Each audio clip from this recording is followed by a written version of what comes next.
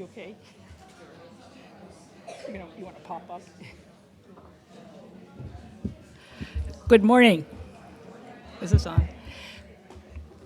Good morning and welcome to Allen Avenue Unitarian Universalist Church's in-person and online worship. Whether today is your first time here or your 100th time, we are glad to be together with you. My name is Celeste Stickney and my pronouns are she, her, and I'm a member of the Building and Grounds Committee. We are a growing community that transforms lives through the power of love. Our mission calls us to celebrate diversity, encourage spiritual growth, and promote social responsibility while we travel on and care for the earth. Welcome also to those who are at home and who are joining us on Zoom and virtually on YouTube. If you are attending for the first time, please go to our website, A2U2.org, and fill out the welcome card so we may get to know you better and connect with you. I have a couple announcements this morning. I draw your attention, no pun intended, to the artwork on the art panels. We have our resident artists for the next coming week, Pam Jackson and Erica Bartlett. So we thank them for sharing their talents and their art with us. And my second announcement is for anyone who is experiencing angst over the upcoming elections. The Social Justice Committee is forming a work support group. Stop by the social justice table in the foyer after the service to learn more. Now I invite you all to take this opportunity to silence your cell phones so that we may be fully present to one another. After the service, please grab a cup of coffee in the window and stay for social time. The brown bag lunch will begin at 11:30. All are welcome to bring lunch or just join us each week. We encourage you to find someone you've never met before and engage in friendly conversation. Those on Zoom may stay on and connect with one another. Now, let's center our hearts and minds with the ringing of the chime.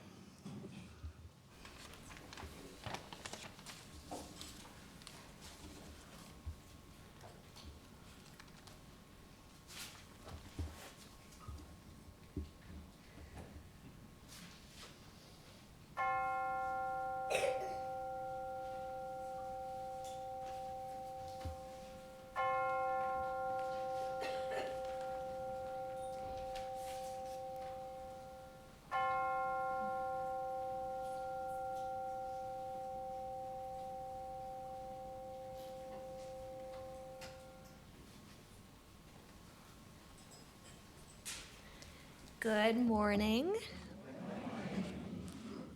What a joy. I'm Reverend Tara.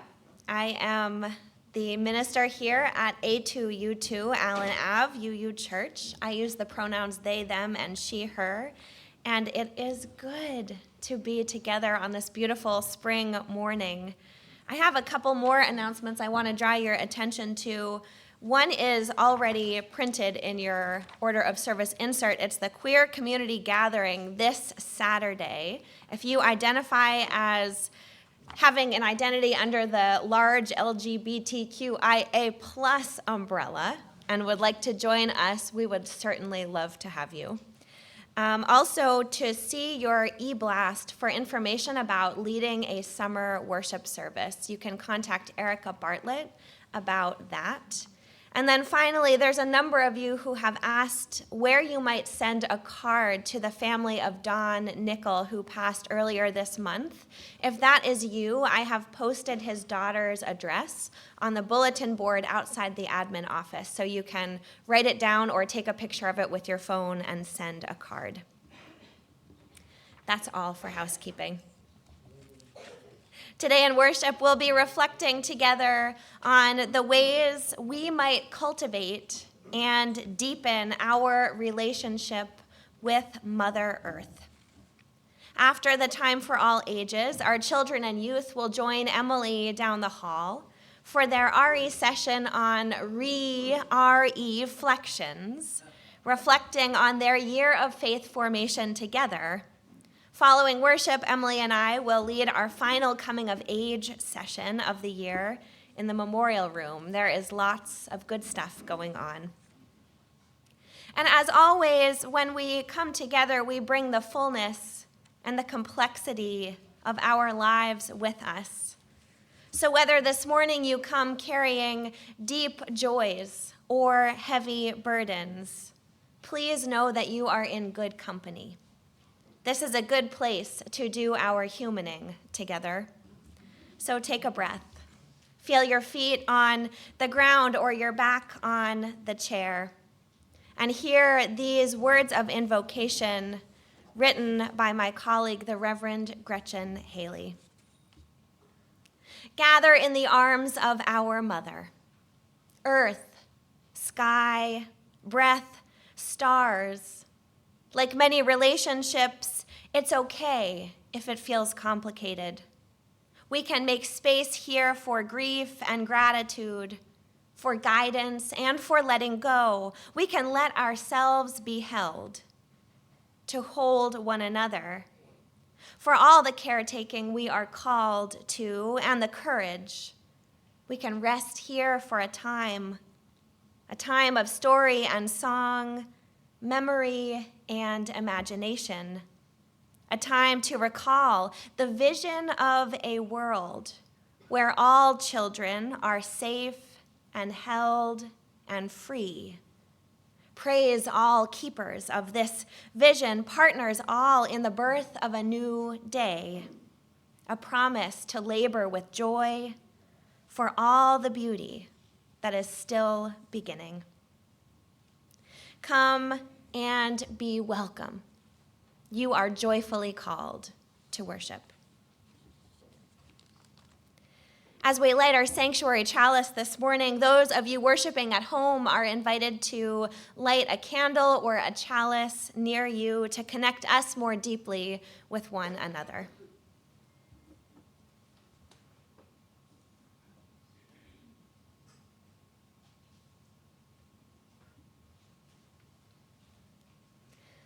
We light this chalice for the web of life which sustains us, for the sacred circle of life in which we have our being, for the earth, the sky above and below, and for our Mother Earth, and for the mystery.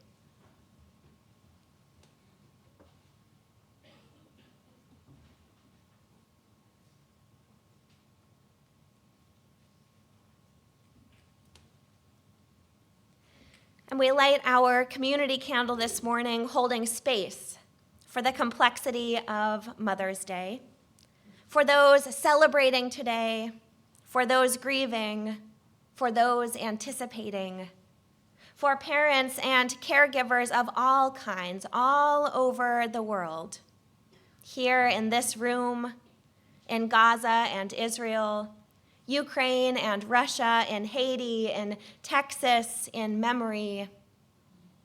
We remember at its roots the radical call of Mother's Day, an end to war and violence everywhere. Will you take a breath with me? Our opening hymn is in your teal hymnal and will appear up on the screen, number 1067, Mother Earth, Beloved Garden. Dale will play it through once, and then you are invited to rise in body or in spirit as we join our voices in singing.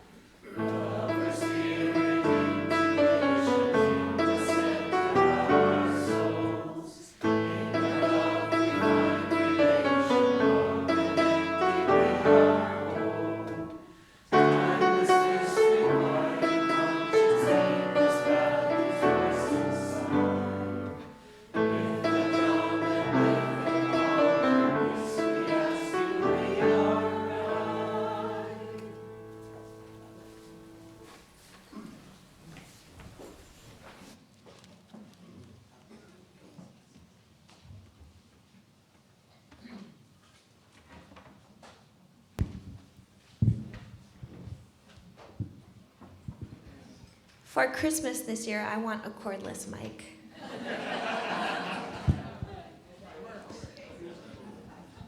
Hint, hint. Good morning, friends, again.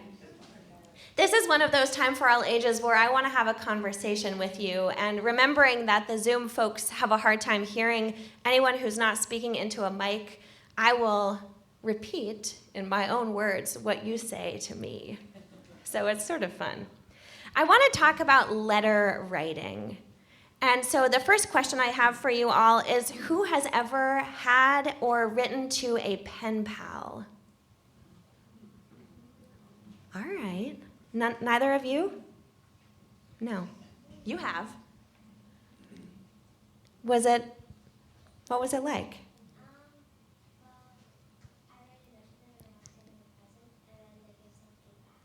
You write a note, and you also gave them a present, and in turn you got something back. Excellent. Who else has an experience with a pen pal you might want to share, or an experience with letter writing in general?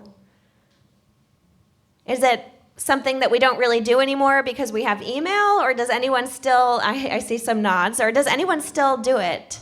Emery. Well, I did write a letter once to a school that was asking for what our state was about, and I wrote to them, and that was fun. I enjoyed that. So Emery has written a letter to someone who was asking what our state was about, and It was a school project. a school project. Oh, that's neat. So you have one, yeah? When I was studying in Spain in 1984, my then boyfriend and I would write to each other, and it would take 2 weeks for the letters to get back and forth. So Katrina would write letters to and from her partner at the time when she was studying abroad, and it would take 2 weeks between letters. It's a little different than email, right? Yes.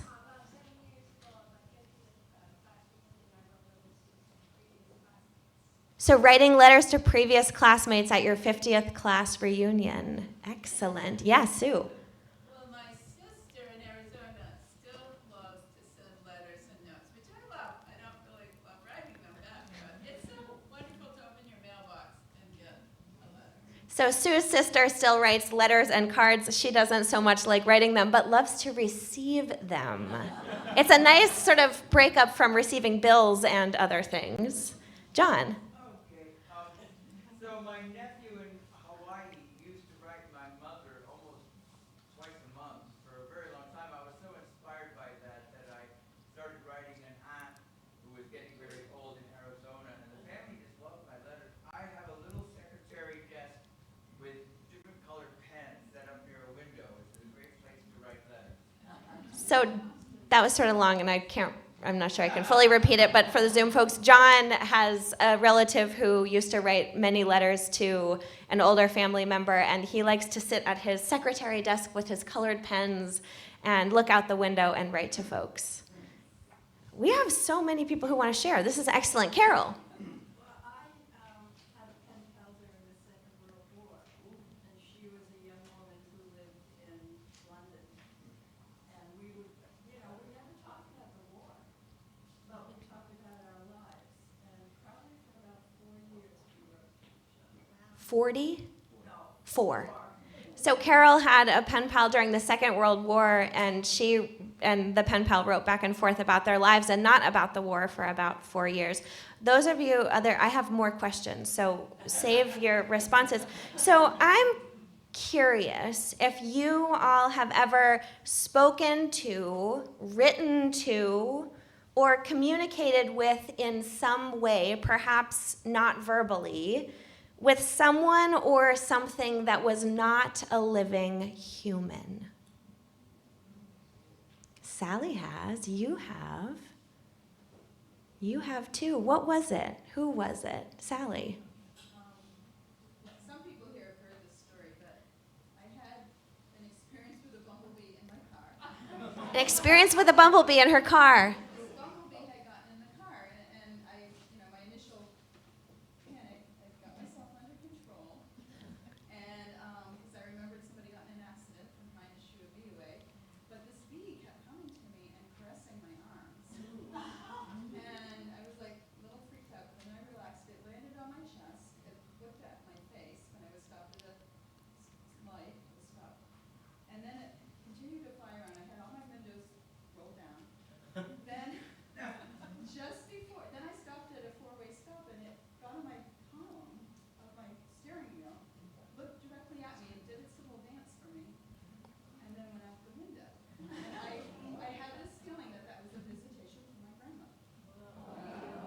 So Sally had an experience with a bumblebee that I will not try to fully capture. Folks on Zoom, find Sally Moon and ask her for the bumblebee story. But she had what may have been a visitation from her grandmother, an experience of connection with a bee in her car while she was driving. That was a deep connection, it sounds. Dale. At one time, my children and I lived in the parish house of the Unitarian Universalist Church in Augusta, Maine. And we lived in the parsonage. And strange things started happening. And so I kind of reported what was going on and asked someone, well, actually, we named the creature that was doing these things George.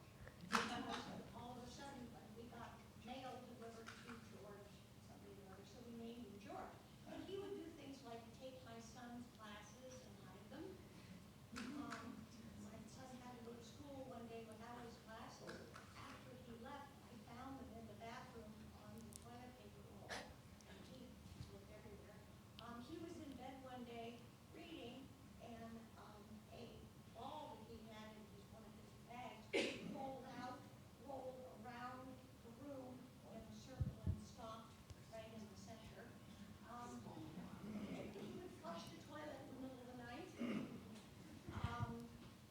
one time I was in the shower and the kids were at school and the toilet flushed, and I just pulled the curtain back and said, George, you're in the water hole. So when we left the parsonage, we were all moved out, and I walked back in and I said, okay, George, we are moving, and if you want to come with us, you can. You know where we're going to be, but if you'd rather stay here, that's fine too. I talked to the minister who moved into the parsonage after we left, and she had strange things happening too. So Dale had an experience, Dale and her family had an experience living in the parsonage of the UU Church up in Augusta of all sorts of strange things happening, some sort of presence that they fondly named George and communicated with. And I love that when you moved out, you had a little conversation with George and asked if they would like to join you in your next place or stay in the parsonage. Sounds like George decided to stay. So I'm getting the vibe from y'all that probably many of you have had experiences of being in connection and communication, whether or not it was actually conversing or writing with things, people, presences that were not living humans. How interesting. How interesting. Some of us communicate and connect with our ancestors. Some of us connect and communicate with nature, the natural world, maybe specific things like trees. I know many of you have written poems and readings about our beloved Don Redwood tree and have maybe even talked to our Don Redwood tree. We communicate with our pets and so many more things. And so what we're talking about in worship today and what we're going to reflect a little more deeply about is how we can deepen our relationships with the non-human presences in our lives through our communication. This can be written communication, spoken communication, or just the exchange of energy and connection. So in a little bit later in the service, after RE begins, we're going to actually write some letters to our earth, and I'll explain a little bit more about that later. Thank you for your amazing stories. I can't wait to hear more of them later, and I hope you'll share them with one another, perhaps at coffee hour. And at this time, I'd like to invite up Emily, who will invite up our lamplighter.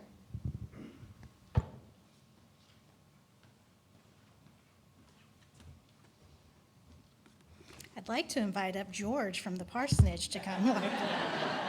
Okay. So in a few moments, some of us will leave the sanctuary to enjoy religious education programming, but first I invite Calvin, our lamplighter, to join me in the pulpit. A lamplighter is entrusted to transfer the light of the sanctuary chalice to the lamp and then go forth to RE spaces where they will light the chalices there.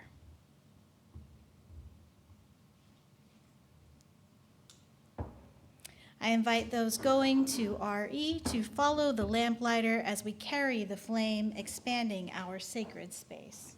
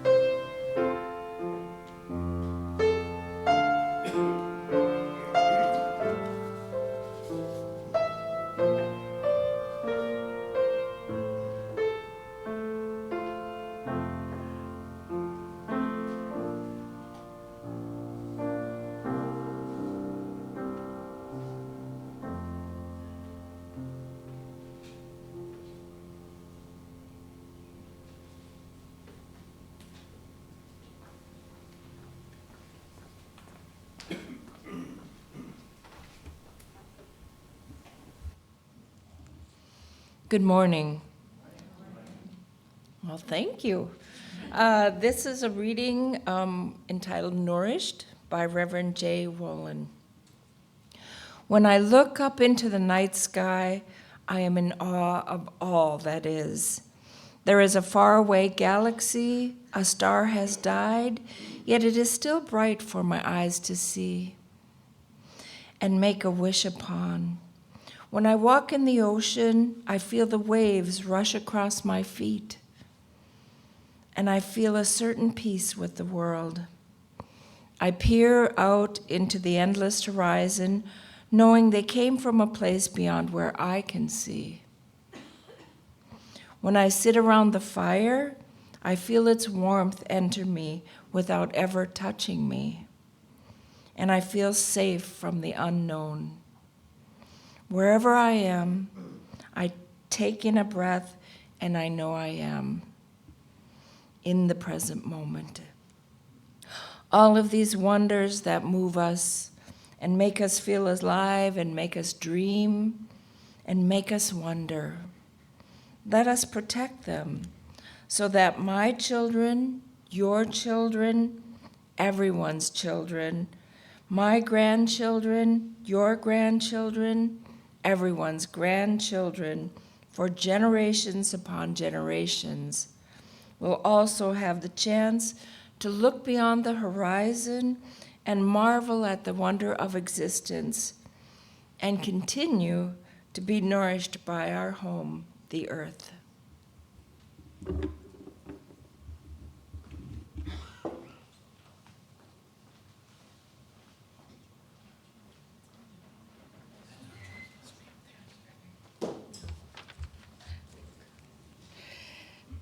We are a freely gathered, open, and welcoming faith community, supported by your contributions. Each week, 1/3 of our offering is given to a nonprofit organization whose mission aligns with our Unitarian Universalist principles. Don't mind the man in the corner here. May's Share the Plate recipient is Wabanaki Reach, whose mission is to support the self-determination of Wabanaki people through education, truth-telling, restorative justice, and restorative practices. Learn more at wabanakireach.org. Donations can be made now as the basket is passed through the donate button on our website, A2U2.org, or if you're a member on Breeze. If you're giving through Breeze, please note if the donation is your pledge or a gift to the Share the Plate. You may also mail a check directly to the church. If you are visiting for the first time this morning, please know that your presence is your gift to us. At this time, our offering will be collected and gratefully received.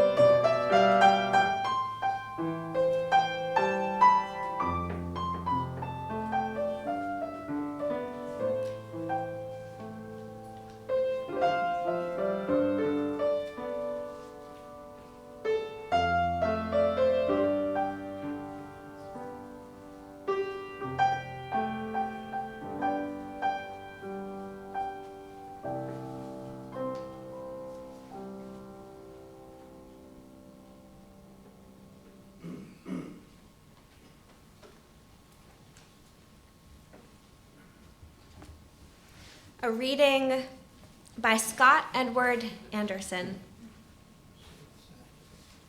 Healing, not saving. For healing indicates corrective, reclaiming, restoring the earth to its bounty. To right placement and meaning, forward thinking, making things new or better, or at least bringing back from the edge. The way bulbs are nestled in the earth, starting to heal again. The way a wound heals. Keep warm, sun following rain, rain following drought. Perhaps we have come far enough in this world to start healing, protecting from harm, from our disjunctive lives. The way the skin repairs with a scab injury mediated by mindfulness. The bark of the tree of blood heals wounds we cannot see. Deliver us from the time of trial and save us from ourselves.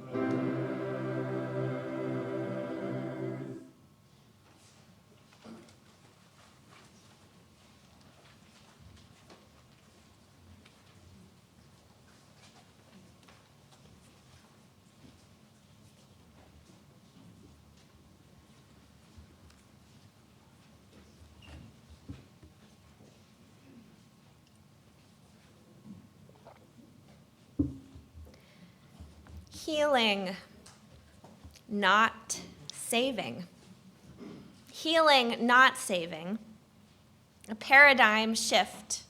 This truth that we are not separate from the earth, but are part of the earth in a relationship of interconnection and interdependence.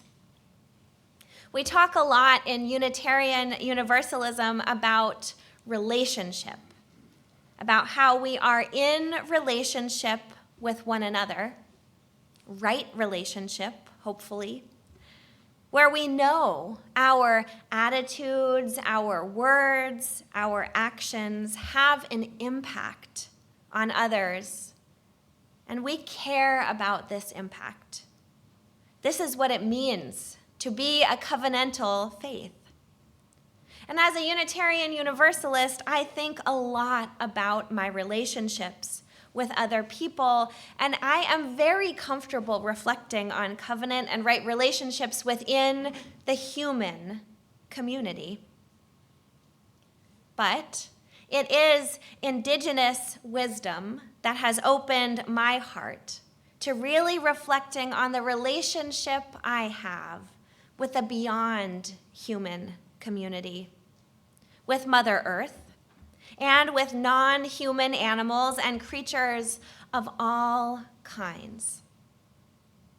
Am I out of covenant with the earth? And if so, what steps might I take to right that relationship? But, of course, this requires me to think of the earth as something, someone I am in relationship with. And for many, this is a new way of thinking about the earth. Author, poet, storyteller, and citizen of the Potawatomi Nation, Caitlin B. Curtis, writes in her gorgeous book, Living Resistance, that if you are a human being, you have a relationship to earth, whether you recognize it or not. Maybe it's been a while since you've spoken with her. Maybe you're repairing certain aspects of your relationship. Maybe you don't even know where to begin. One step, she says, toward decolonizing is to begin resisting the idea that the land is a commodity or product. When we step back and deconstruct the ideas we were taught growing up, in particular, the idea that we were meant to have dominion over the land and basically do whatever we want to and with our earth, we crack open our souls to the reality that we have an extremely sacred relationship to our mother. So how do we cultivate, maintain, and even heal this relationship? It's not only in the work of protecting and advocating on behalf of the natural world, though that is vitally important. In fact, Ojibwe activist and climate lawyer Tara Hauska describes the ways in which corporations spend millions on campaigns to sow distrust and hatred toward anyone who disrupts the status quo, and wonders, what would happen if the environmental movement truly stood with the land it speaks of, side by side with impacted communities who bear the brunt of the climate crisis?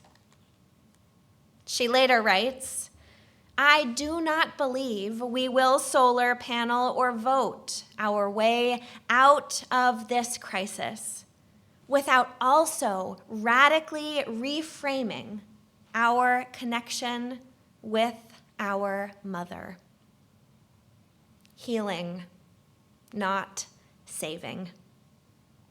One of the exercises that Caitlin Curtis suggests for those of us, really all of us, who need to reconnect with the earth, who need to right our relationship, restore covenant, or connect perhaps for the first time, is to write a letter to Mother Earth, the one from whom you and we and all of us have come. In Curtis's words, if you are a human being, you have a relationship with Earth, whether you realize it or not. Recognizing this relationship, naming it, and engaging in it, these are the first steps to healing this relationship. And we know that without healing, there is no saving to be done. And so, friends, you'll notice, those of you here in the sanctuary, that you have a green piece of paper in your order of service and should have received a pencil when you came in. If not, give a wave and one of our ushers will bring one to you. Those of you who are on Zoom are invited to find a piece of blank paper and a writing utensil. Some of you are already rolling your eyes, perhaps. This is not the kind of thing I really like doing in worship, but I think it's important. So come on this journey with me.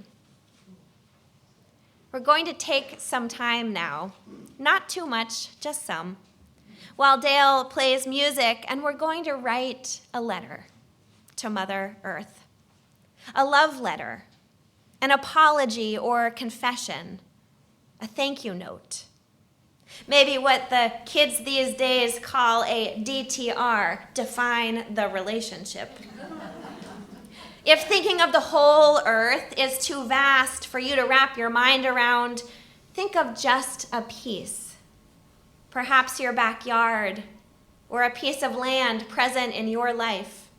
A tree, a stream, a garden bed, the aurora borealis on Friday night. It doesn't even have to be beautiful.